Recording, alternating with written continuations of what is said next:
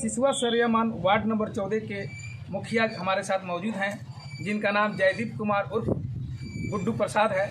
और इनसे हम जानेंगे कि सरियामान का जो बुरा स्थिति है, जो भारत सरकार के प्रधानमंत्री ने एक योजना चलाया था, स्वच्छता अभियान ड्रीम योजना था ये भारत सरकार का, और उस योजना को पूरे भारत और पूरे विश्व को लोग बड़ा दिल से स्वागत भी किया था हिंदुस्तान में। तो आज इसी विषय पर मुखिया जी से हम जानेंगे कि क्या सरियामान का जो बुरा स्थिति है उस विषय पर आप क्या प्रकाश डालना चाहते हैं, और प्रशासन और आम जनता को आप क्या संदेश देना चाहते हैं। मेरे पंचायत के अधीन, सिसवा सरिया पंचायत के अधीन सरियामान झील है एक, जो उदयपुर वन आश्रयनी के अधीन आता है, जो फॉरेस्ट वन विभाग के अंडर में। तो पहले तो झील की सफाई बहुत ज़रूरी है। जी बिल्कुल। हमने ये आवाज़ पिछले 10 वर्षों से उठा रहे हैं, हमारी जनता और हम लोग मिल के उठा रहे हैं कि सरियामान झील का सफाई किया जाए। बिल्कुल। उसमें मछली छोड़ा जाए। मछली छोड़ने के बाद ही उस झील की सफाई हो सकती है, उसका पानी साफ होता है।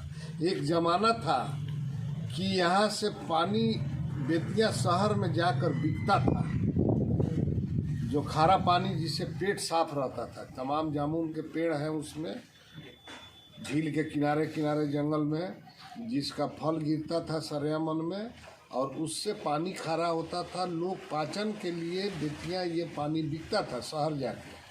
और आज ये पानी इतना दूषित हो गया है कि पीने का क्या कहा जाए, लोग नहाने को भी तैयार नहीं। मुखिया जी, आपको यहाँ रोकना चाहेंगे। जैसा कि मुखिया जी ने बताया कि जो पानी कटजामुन गिरता था और सरियामान से वो पानी को निकाल कर बेचा जाता था, जबकि भारत के बिहार के चंपारण, बेतिया पश्चिमी चंपारण के सरियामान में इतना कीमती पानी था जिससे शुगर में भी वो काम आता था। अब बताइए कि इतने खूबसूरत, इतने अच्छे हरियाली के जंगल को छोड़कर खानापूर्ति किया गया और अधिकारियों के द्वारा ले आकर सड़क के किनारे पर्यटन हब बसा दिया गया।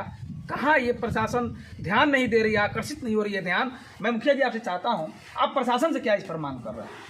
प्रशासन से हम यही मांग कर रहे हैं कि जो 1996-97 में इस उदयपुर वन आश्रयनी और सरियामान को ये लोग पक्षी बर्ड सेंचुरी घोषित किए थे जी। उस बर्ड सेंचुरी के आधार पर, उस बर्ड सेंचुरी के तहत कोई काम ही नहीं हुआ। तो ये पक्षी आश्रयनी कैसे कहाएगा, नहीं कहा जाएगा। जो घोषित किया गया उस पर सरकार अमल नहीं की, और जिसके चलते ये और प्रदूषित होते जा रहा है। आप अभी सुन रहे थे हमारे जयदीप कुमार उर्फ गुड्डू प्रसाद जी, मुखिया हैं, वार्ड नंबर 14 सरियामान के अंतर्गत आते हैं ये।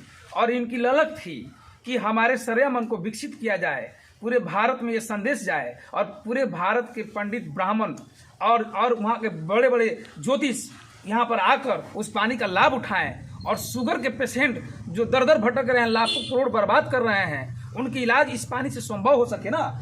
इसके लिए अपनी आवाज़ को बुलंद करना चाहते हैं। आज हमारी खास मुलाकात इनसे हुई है। हम चाहेंगे कि 2 शब्द आप और रखिए कि इस शुगर का जो पानी, इसी पानी से जो शुगर का इलाज होता था, इस विषय में आप क्या कहना चाहते हैं। क्या इसको विकसित किया जाए सरियामान को? हाँ, इसको विकसित करने के लिए हमको सरकार से आग्रह है। आप लोग मीडिया के थ्रू हम सरकार से फिर आग्रह करते हैं कि ये जो दूषित पानी है इसको फिर से सफाई कराकर, इसका सिल्टेशन निकालकर सफाई का इस स्कीम में पैसा लगाया जाए। सरकार पैसा दे विभाग को कि जिससे इसकी सफाई हो सके, और उसके बाद हमारी आम जनता, इस देश की जनता के शुगर की बीमारी में कमी आए, और इससे पाचन क्रिया भी और शुगर का भी निदान हो सकता है इस पानी के पीने से। सिसवा सरिया पंचायत में विकास के मद में समझिए कि अभी तो सरकार की ओर से फंड रुका हुआ है, योजनाएं बहुत हैं, काम करने को बहुत हैं, विकास करने के लिए बहुत योजनाएं हैं। इंदिरा आवास भी रुका हुआ है।